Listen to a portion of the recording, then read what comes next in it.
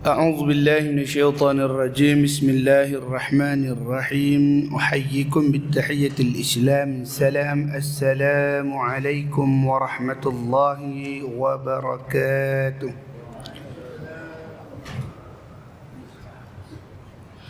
إلى حضرة نبينا محمد صلى الله عليه وسلم وإلى أرواح آبائنا ولأمهاتنا ولجدنا ولجدتنا ولمشايخنا وللأستاذنا من المسلمين والمسلمات والمؤمنين والمؤمنات، خصوصا إلى المؤلف فضلة الأستاذ محاضر بن حجي جل وأصوله وفروعه، أن الله ينفعنا من بركة وأسراره وعلومه ونفحته في الدين والدنيا والآخرة. الفاتحة. أعوذ بالله من الشيطان الرجيم. بسم الله الرحمن الرحيم. الحمد لله رب العالمين الرحمن الرحيم مالك يوم الدين إياك نعبد وإياك نستعين اهدنا الصراط المستقيم صراط الذين أنعمت عليهم غير المغضوب عليهم ولا الضالين. Alhamdulillah, syukur kita kepada Allah Subhanahu wa taala pada pagi mulia ini dapat bersama kita berkumpul dan berhimpun di dalam rumah Allah taala yang mulia ini bagi melaksanakan tuntutan fardu subuh yang dikerjakan secara berjemaah. Sabda Nabi sallallahu alaihi wasallam yang bermaksud, barang siapa yang salat Isya secara berjemaah, baginya pahala seakan-akan ia mendirikan setengah malam. Dan barang siapa yang berjemaah pada waktu subuh, seakan-akan baginya pahala menghidupkan sepanjang malamnya. Jadi alhamdulillah kita mengambil kesempatan dan ruang yang ada ini untuk menyambung kembali perbahasan kita di dalam 40 hadis peringatan tentang kubur dan kematian. Dan yang mana pada pagi ini kita menyambung kembali perbahasan kita pada hadis yang kelima, iaitu mengingati mati, membantu khusyuk dalam sembahyang, dalam solat. A'udzu billahi minasyaitonir rajim. Bismillahirrahmanirrahim. Qala al-musannif rahimahullahu ta'ala wa bi'ulumihi fi kitabihi wa nafa'ani fid darain al-amin. Allahumma amin. Hadis yang kelima dengan tajuk mengingati mati, membantu khusyuk dalam solat.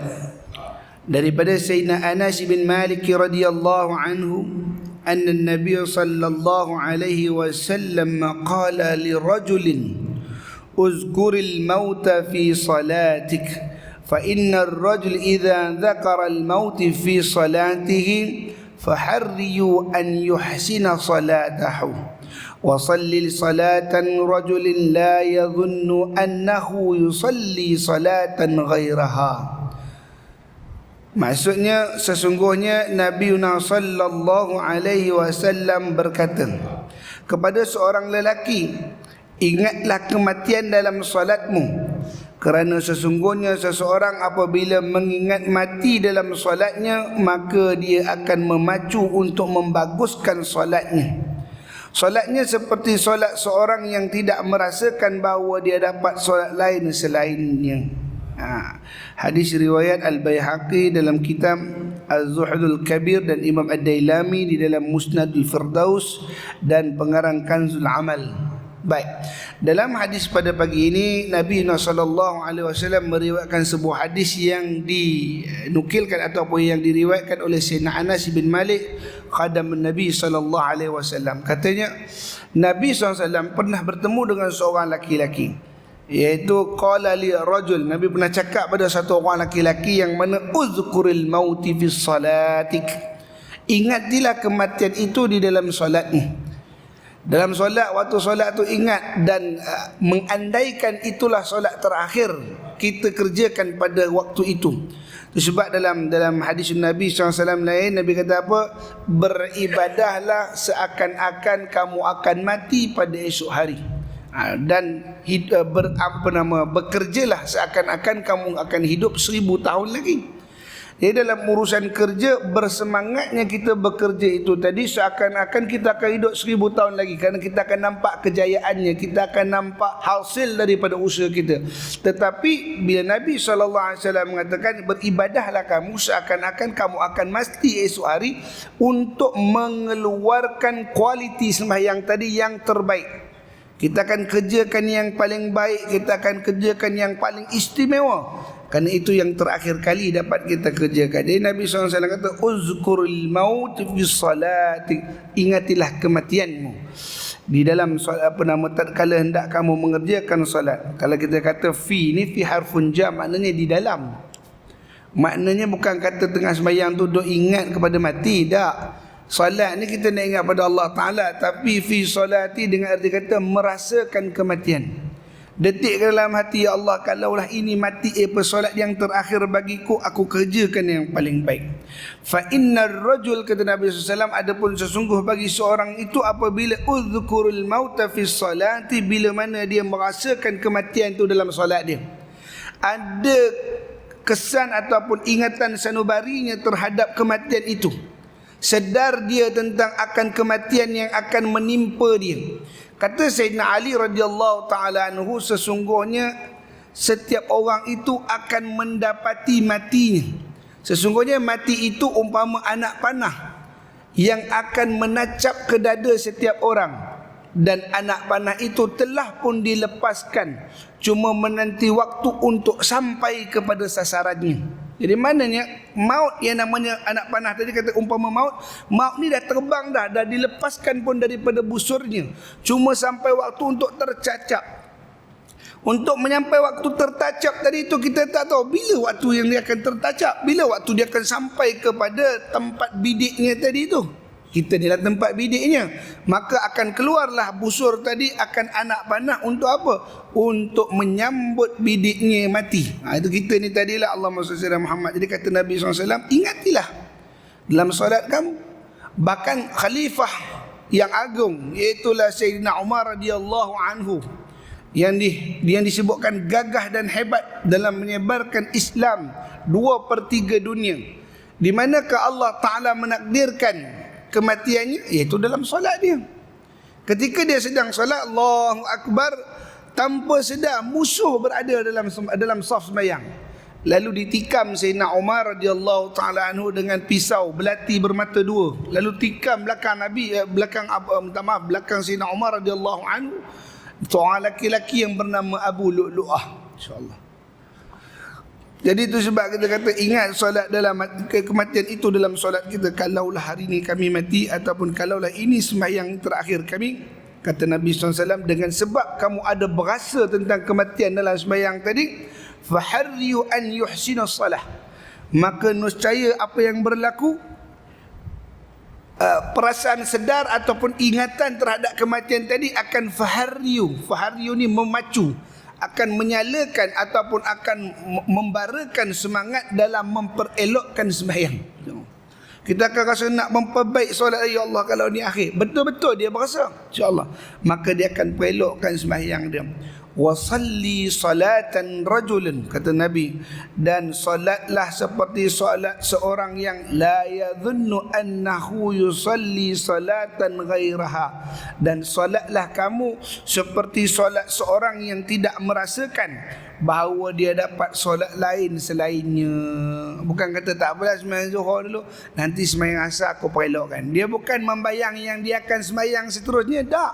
Tapi dia membayang kalaulah ini yang terakhir kalinya, kalaulah ini yang penutupnya, maka diharap yang tutup tu baik. Itu sebab para sahabat radhiyallahu taala anhum ajma'in, ada di antara mereka yarfa'iyat, mereka angkat tangan mereka pada Allah tiap kali nak mula sembahyang. Dan sesudah sembahyang, apa kata? Ya Allah, dalam jutaan rakaat yang kami hamparkan di hadapan-Mu, dalam jutaan rakaat yang telah kami persembahkan kepadamu, ya Allah, kalau Engkau terima satu rakaat pun dah memadai, ya Allah. Dalam banyak tadi, nakkan Tuhan terima je sembahyang kita ni. Banyaknya kita buat tetapi semua tak diterima, itu lebih menyedihkan. Diangkat dari malaikat amal ibadah kita ke langit, lalu ketika itu dihalang dari malaikat langit. Kerana beberapa kecacatan dalam sembahyang, Nabi SAW mengatakan apa? Lalu diambil amal sembahyang tadi, amal solat tadi, dilemparkan kembali ke muka tuannya sebagaimana dilemparkan kain buruk. InsyaAllah disebutkan begitu.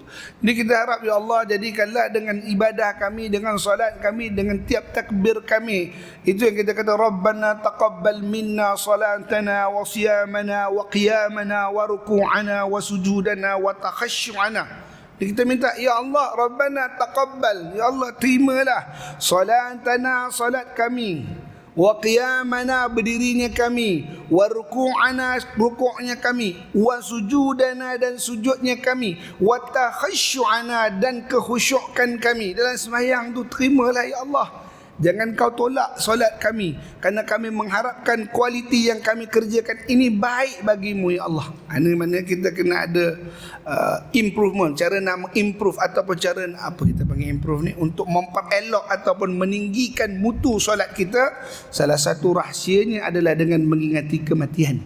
Saat kita berdiri, kita ingat mati, ya Allah, habis umur kami hari ini ya Allah. Jadi inilah yang akhir kami persembahkan padamu ya Allah.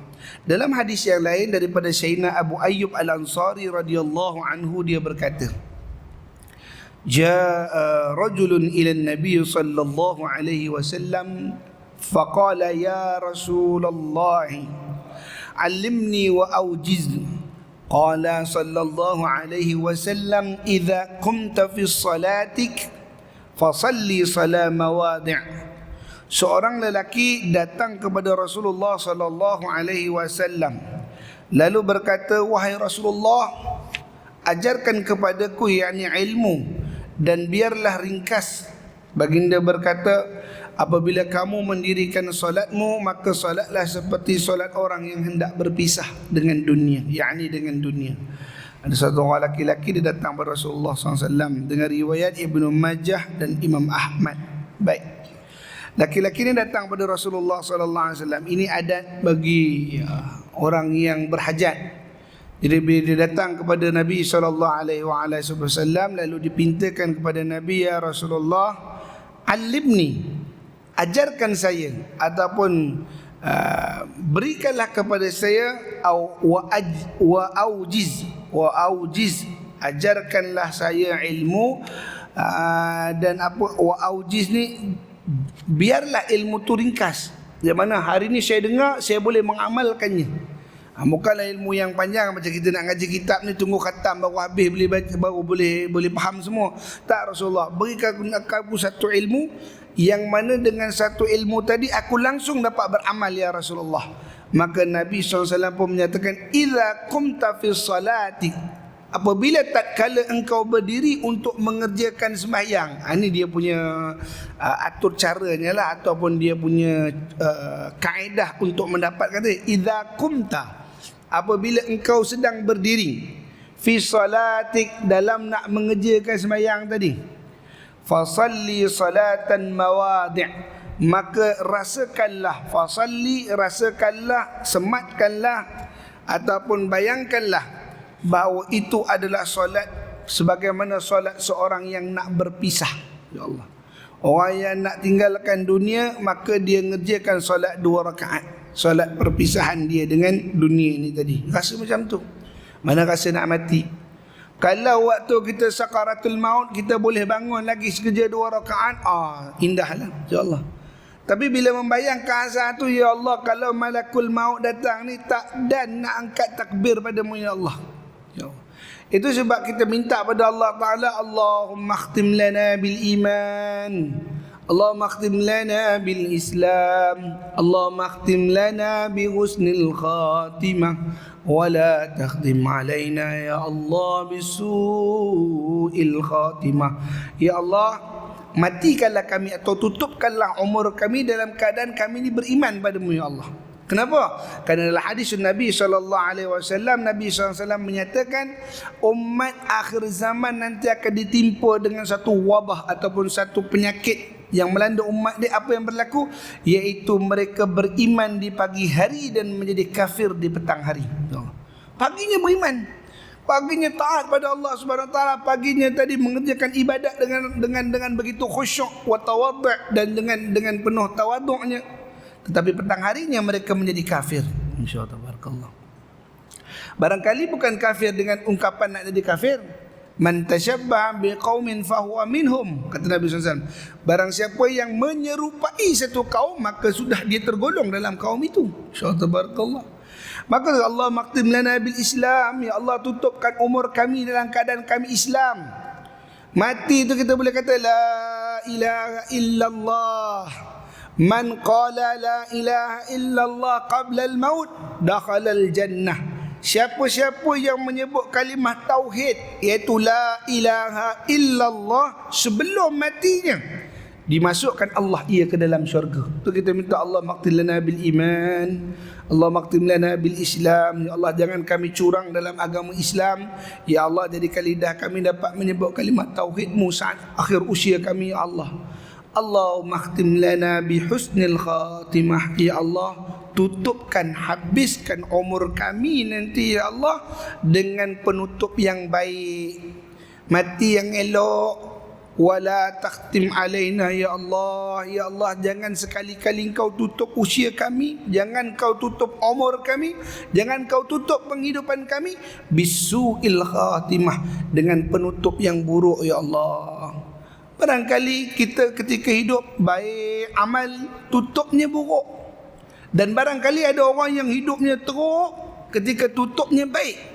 Itu sebab baik atau buruk seseorang ini bukan hanya dihitung ketika hidupnya, tetapi para ulama menyatakan baik dan buruk seseorang itu dihitung oleh Allah Ta'ala ketika penutupnya. Kerana mati itu tadi akan menggambarkan bagaimana penghidupannya. Ini kita takut-takut, ya Allah, kalau kami mati ni mati yang macam mana ya Allah nanti. Harapnya mati kami baik, kerana itulah cerminan kehidupan kami. Kalau mati kami buruk, kami khawatir aib dalam cerminan hidup kami dipaparkan kepada orang ketika tutup umur kami, ya Allah. Maka kita minta kepada Allah, ya Allah, jadikanlah mati kami itu tadi, perpisahan kami itu tadi, perpisahan yang mendatangkan rahmat di sisimu. Radiyatan mardiyah, Engkau ridha pada kami dan kami ridha dengan ketetapan-Mu ya Allah. Ini kita minta dalam mendirikan solat tu. Kita bila solat tu khusyuk betul-betul. Kenapa? Ingatkan mati supaya tawaddu' wa takhasyu', iaitu datang rasa rendah diri dan khusyuk kepada Allah Ta'ala. Jangan kita datang ke rumah Allah Ta'ala tetapi kita bawa perasaan besar dan hebat nikmatnya Allah bagi di luar. Di luar barangkali Allah Ta'ala bagi kita jawatan, di luar Allah Ta'ala bagi kita rezeki yang luas, Allah bagi tadi keturunan anak pinak yang banyak. Tetapi saat masuk ke dalam rumah Allah Ta'ala, segala kebesaran, segala keangkuhan kita tinggalkan di luar. Karena datang kita sebagai seorang hamba menyembah diri pada Allah Subhanahu Wa Ta'ala. Barang siapa dalam hatinya, kata Nabi SAW, al-imam Allahumma salli at-takabburu imami wa 'azamatil idhari. Sesungguhnya rasa sombong itu ialah serbanku, dan merasa besar diri itu adalah selendangku atau pelekatku. Barang siapa yang cuba merampasnya daripadaku walau sebesar biji sawi, walaupun sebesar zarah, akan ku campakkan ia ke dalam jahannamku. Wa ma ubali, tambah ku peduli dia tu siapa. Allah tak peduli. Awak ni Nabi ke? Awak ni Rasul ke? Awak ni Ustaz ke? Awak ni orang alim ke?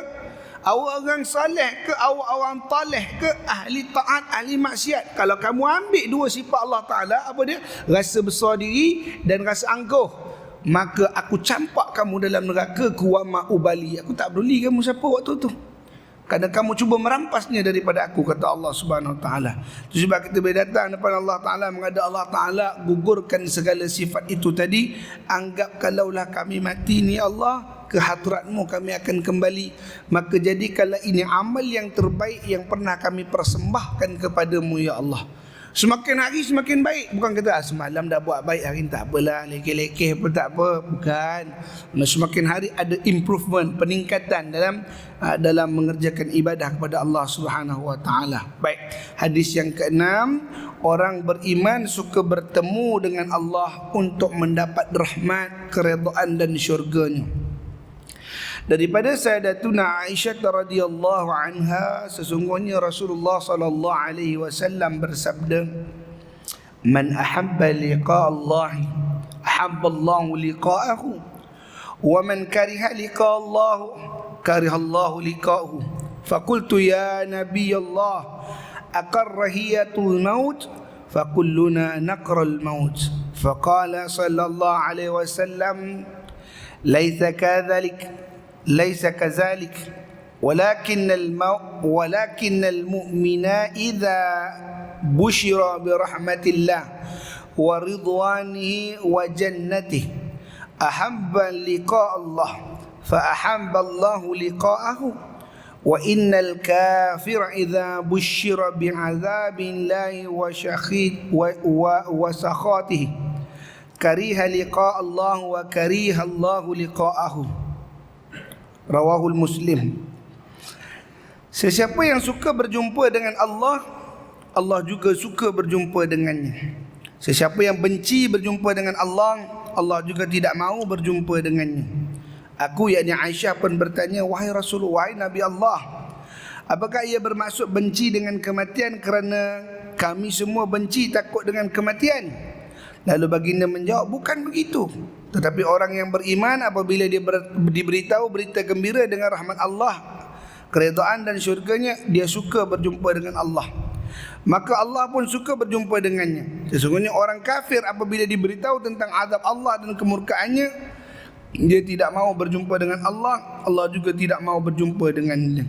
Rawahul Imam Muslim. Hadis ni dinyatakan oleh Al-Imam Ghazali rahimahullah ta'ala dalam kitabnya yang bernama Muqasyafatul Qulub, dalam bab yang kelima berkenaan taubat, iaitu dengan tajuk bertaubatlah, tubu ilallah. Maka dikepilkan hadis ini, potongan hadis ini, apa kata dia? Man ahabba liqa'allahi ahabballahu liqa'ahu wa man kariha liqa'allah karihallahu liqa'ahu. Barang siapa yang suka bertemu dengan Allah, Allah juga suka bertemu dengan dia. Kalau Allah nak bertemu dengan seseorang, Allah Ta'ala itu lebih pantas dalam pertemuan. Kalaulah kamu datang kepada Allah Ta'ala dalam keadaan merangkak, Allah Ta'ala datang kepadamu dalam keadaan berjalan. Kalau kamu datang kepada Allah Ta'ala dalam keadaan berjalan, Allah datang kepadamu dalam keadaan berlari. Sesungguhnya Allah lebih dekat daripada dirimu, lebih dekat daripada urat yang ada pada batang lehermu. Ini disebut dalam hadis qudsi. Mana cepat dan dekatnya Allah Ta'ala.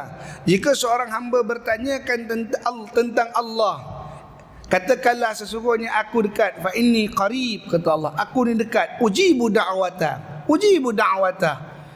Minta, Allah Ta'ala akan perkenankan hajat kerana kedekatan Allah Ta'ala. Hari ini orang yang dapat mengerjakan ibadah datang ke rumah Allah Ta'ala, kenapa? Kerana kecenderungan hatinya untuk bertemu Allah, dan Allah memang nak jumpa dia. Jadi kalau orang yang tak solat tu, Ustaz, macam mana gayanya? Minta maaf lah bahasa Imam Ghazali, saya cuma mengungkapkan apa yang dinyatakan oleh beliau. Orang yang tak solat jangan kata saya belum dapat hidayah daripada Allah. Bukan. Allah tak mahu bertemu dengan dia. Minta maaf, kata Imam Ghazali, beritahu Allah tak mahu bertemu. Kenapa? Kerana dalam hatinya tak ada keinginan untuk bertemu Allah. Cuba kita lihat, bukan kata Ustaz maksiat kot yang jadi penghalang. Tak, kerana mereka tidak ada cita-cita untuk bertemu Allah. Tapi tak kala ahli maksiat merasa dirinya hina, merasa dirinya rendah dan dia ingin bertaubat, mudah saja dia boleh pergi kat air cup, dia buka, dia ambil uduk dan dia boleh mengangkat takbiratul ihram. Kenapa? Saat hati itu dia sedang cari Tuhan dia. Hati kata, ya Allah, sebab bila aku nak jadi macam ni? Bila hatinya diisi dengan mengingati Allah, Allah juga ingat pada dia. Marilah kamu, datanglah kepada aku sebab kamu dah ingat pada aku. Jadi aku pun ingin bertemu dengan kamu. Tapi kalau hati tadi kosong, hati tadi tidak diisi dengan ma'rifatullah, untuk mengenal Allah, tak ada uzkurullah, tak ada untuk ingat Allah Ta'ala, Allah pun tak mau ingat dia. Alamatu iradillah 'anil 'abdi ishtighalu bima la ya'ni. Tanda Allah Ta'ala itu berpaling daripada seorang hamba. Allah Ta'ala tak pedulikan hamba itu. Apa dia? Ishtighalu bima la ya'ni. Allah akan biarkan dia leka dengan kehidupan yang tidak memberi faedah. Pekerjaan dia yang tak ada faedah. Apa mana faedah? Barang yang menambahkan takut pada Allah. Dia akan buat kerja yang kerja tu tidak akan mendatangkan rasa takutnya pada Allah. Dia sebab apa? Sebab hatinya tak ada Allah. Lalu ketika itu, Allahumma salli ala Sayyidina Muhammad, kita mempertikaikan kenapa orang tak mau datang masjid. Allah tak pilih dia. Perkataan tu hampir tepat. Kenapa Allah Ta'ala tak pilih dia? Kerana dia melupakan Allah Ta'ala. Dia lupakan Allah Ta'ala. Kalau kamu lupa Allah, kita dah kata kalau kamu datang pada Allah, Allah lagi cepat daripada itu. Tapi kalau kita lupa pada Allah, Allah juga akan lupa pada kita. Dia kata Nabi SAW, man ahabba liqa'allahu ahabballahu liqa'ahu. Barang siapa yang suka dia bertemu dengan Allah, maka Allah terlebih suka untuk bertemu dengan dia.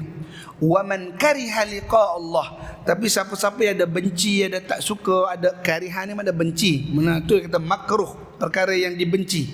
Wa man kariha liqa Allah. Siapa yang dalam hati dia ada benci, alah nak solat malas lah, nak solat ni nanti tunggu tua lah, kata masya-Allah. Hatinya ada penolakan terhadap bertemu dengan Allah, karihallahu liqa'ahu. Allah Ta'ala juga tak suka bertemu dengan dia. Allah Ta'ala bila tak suka, mana Allah akan gerakkan, Allah Ta'ala akan biarkan alamatu iradillah anil abd ishtighal bima la ya'ni. Allah akan biarkan dia hidup. Hiduplah kamu dulu. Macam mana kamu nak hidup, kamu hidup dulu, kata Allah Ta'ala. Sayyidatina Aisyah pun tanya, ya Rasulullah, ya Nabi Allah, akarrihatil maut? Apakah kebencian itu sebagaimana benci kami terhadap mati? Jadi kita tak suka mati, iaitu bertemu Allah Ta'ala.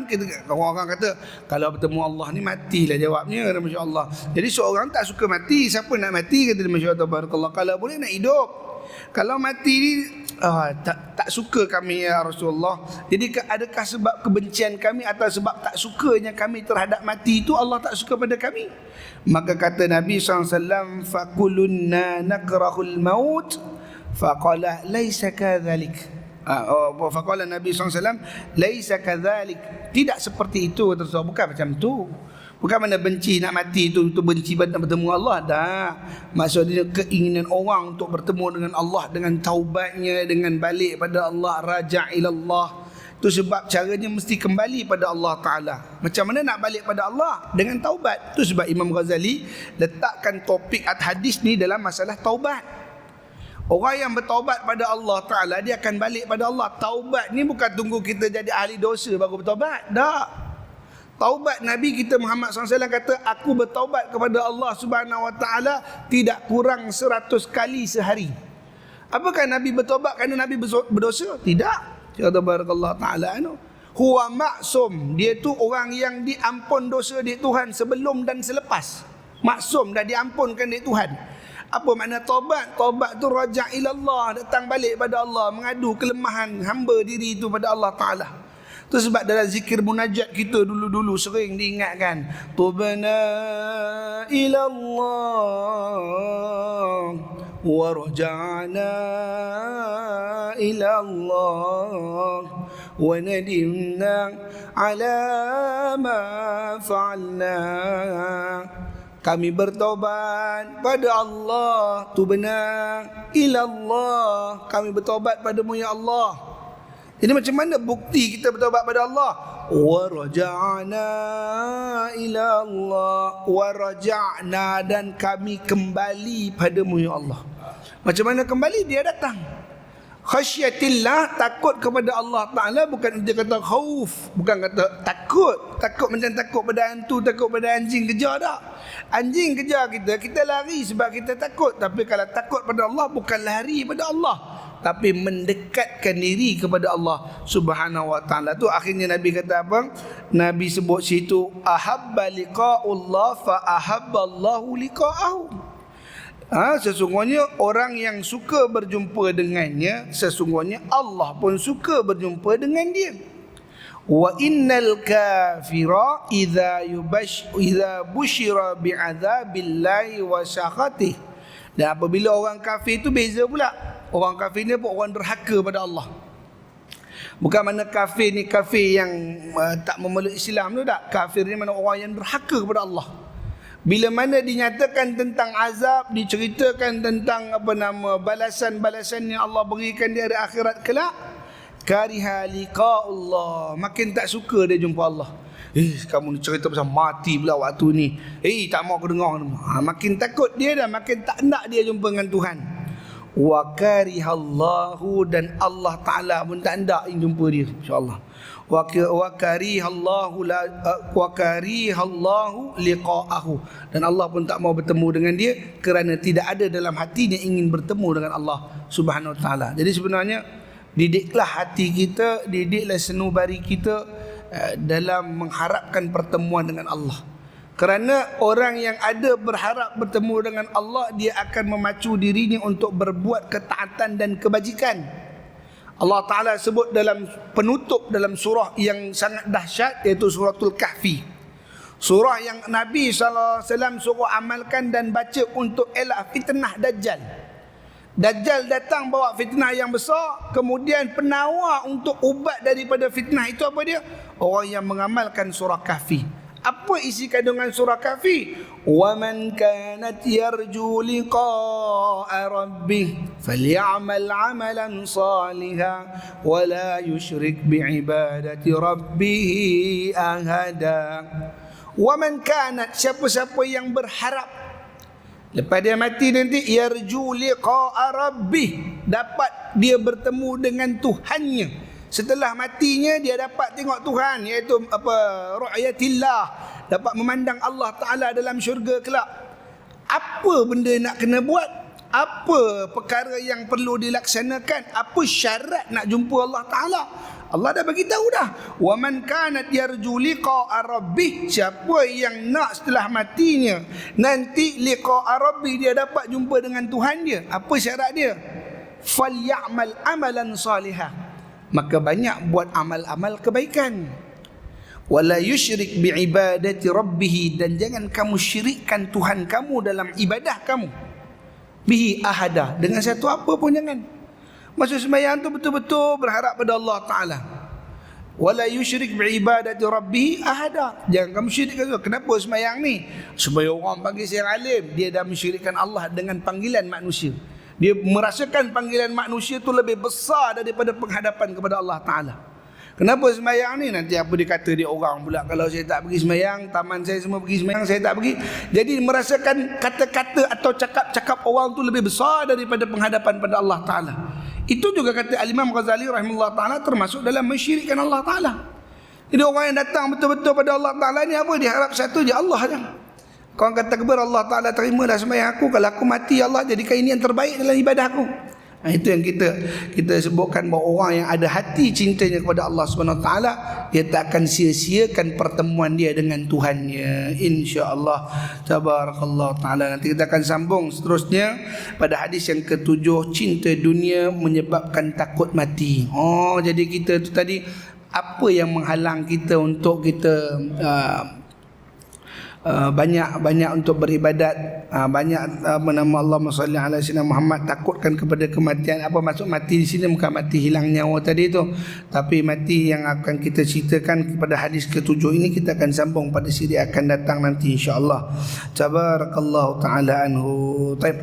Jadi sebelum saya tangguh pengajian kita pada pagi mulia ini, saya buka ruang soalan kalau ada yang ingin bertanya. Silakan. Seorang tu bila dia susah nak mengucap apabila mati, dia apa ni, kira dia bila time azan ni dia sembah. Memang ada kaitan ni. Jadi kata gini, ada orang yang ketika dia hidup dulu, azan dilaungkan, maka dia ni kerjanya kaki nyembang saja. Waktu dia nak meninggal dunia, susah lidahnya nak nyebut kalimah syahadah. Betul ke? Ada dinyatakan oleh ulama dalam kitab. Dalam kitab ulama pun mengatakan salah satu azab yang diberikan oleh Allah Ta'ala pada orang yang kaki borak tak berhenti ke bawah dia orang. Azan berkumandang, dia borak juga, insya-Allah. Maka pada waktu itu apa yang berlaku? Allah Ta'ala jadikan lidahnya berat untuk menyebut kalimah la ilaha illallah, kalimah tauhid ketika nak matinya. Ini kata ulama. Kenapa? Salah satunya dia diserukan oleh Allah Ta'ala dengan kalimat tauhid tu sebanyak 5 kali sehari, tetapi kalimat itu tidak memberi bekas padanya. Bahkan ada ancaman Rasulullah pula. Rasulullah mengatakan, barang siapa yang ketika azan sedang dilaungkan lalu ia berkata-kata sesuatu yang tidak memberi faedah, mana borak kosong lah kata orang, di akhirat kelak nanti dicairkan oleh Allah Ta'ala timah daripada api neraka, lalu dicurah masuk ke dalam lubang telinganya. Itu azab di akhirat pula. Azab ketika matinya diberatkan oleh Allah Ta'ala lidahnya daripada menyatakan kalimat tauhid. Jadi adalah soalan tu, ada tak apa, ataupun itu hanyalah mitos orang tua-tua kata dia? Tak, ada dinyatakan oleh ulama tentang orang yang kalam, yang tak berhenti berkalam atau tak berhenti dia bercakap-cakap saat syiar Allah Ta'ala dilaungkan, maka diberatkan, salah satu azab dia diberatkan lidahnya daripada dapat mengucap kalimat tauhid pada akhir hidup dia. Wallahu a'lam. Ada lainnya lagi? Baik, kalau tak ada sekadar itu sahaja dahulu ayah anda ibunda rahmati Allah Ta'ala sekalian. Ada salah silap tutur bicara saya, apalah yang saya sampaikan kiranya tidak bertepatan dengan murad kita, salah dengan pandangan para ulama, tidak bertepatan dengan fatwa yang telah digazetkan oleh Jabatan Mufti Kerajaan Negeri Perak, bersalahan dengan enakmen yang telah ditetapkan oleh Jabatan Agama Islam dan Adat Melayu Perak. Kepada Allah Jalla Jalaluhu wal Azam saya minta ampun. Kepada barisan ayahanda, ibunda, adinda dan kekanda sekaliannya, saya menyusun 10 jari mohon maaf di atas ketelanjuran kata-kata saya kiranya tidak bertepatan sebagai adab seorang anak kepada seorang ayah, kepada seorang ibu, seorang adik kepada seorang abang. Maka kepada Allah Ta'ala saya minta ampun. Kepada barisan jawatan kuasa masjid, Tuan Imam, Tuan Bilal, Tuan-tuan guru, para ustaz, Tuan-tuan haji, Tuan-tuan lebay, para ulama, orang tua-tua sesepuh di kalangan kita, saya dambakan teguran, tegurlah saya sekiranya saya melakukan kesilapan dalam penyampaian pada pagi ini. Aqulu qawli hadza wa astaghfirullahal azim li wa lakum wa lisairil muslimina wal muslimat wal mu'minina wal mu'minat fastaghfiruhu innahu huwal ghafurur rahim. A'udzu billahi minasyaitonir rajim. Bismillahirrahmanirrahim. ربنا انفعنا بما علمتنا رب علمنا الذي ينفعنا رب فقهنا وفقه أهلنا وقرابة لنا في ديننا مع القدر أنثى والذكر اللهم افتح علينا فتوح العارفين اهدنا الصراط المستقيم صراط الذين أنعمت عليهم من النبيين والصديقين والشهداء والصالحين وحسن أولئك رفيقا يا أرحم الراحمين. اللهم إنا نعوذ بك من العلم لا ينفع وقلب لا يخشع وعمل لا يرفع والدعاء لا يسمع. ربنا تقبل منا دعانا إنك أنت السميع العليم وتب علينا يا مولانا إنك أنت التواب الرحيم. دعواهم فيها سبحانك اللهم وتحيتهم فيها سلام آخر دعواهم عن الحمد لله رب العالمين. تقبل الله منكم. والسلام عليكم ورحمة الله وبركاته. Ganggu dengan tasbih kafarah di surah Al-Asr.